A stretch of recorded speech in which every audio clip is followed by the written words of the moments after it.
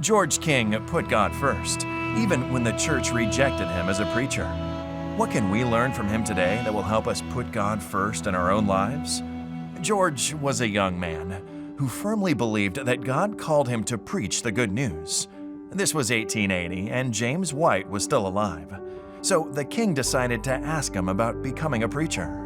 James and Ellen White invited King to their home, and although they were sure about his devotion to God's calling, they were unsure that he had the talent or educational background to become a preacher. So they asked the Godsmarks to take Brother King and determine whether he could become a preacher. George then moved in with the Godsmark family, and they arranged a time when the young man would preach to them in their family room. These were agonizing times for him. His supplications could be heard before sunrise, and he would practice in the barn for hours, despite the cold. George finally got his chance. The chairs were arranged, and everything was set up for his sermon. It was a disaster. After this occasion, they made clear to George that he couldn't become a preacher.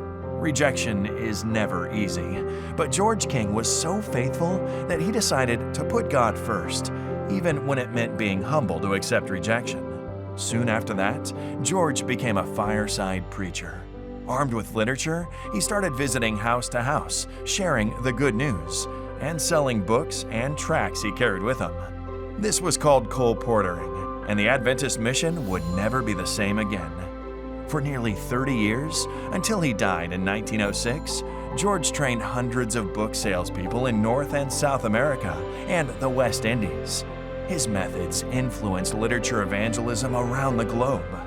By 1886, when the church's ministerial workforce was still counted in the dozens, 400 Adventist colporteurs sold books worldwide and penny tracts door to door.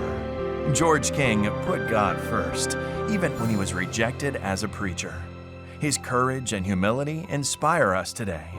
Jesus gave up everything to redeem us, and His love compels us to put His kingdom first in our own lives. As we return our tithe and promise offerings, we are challenged to put God first.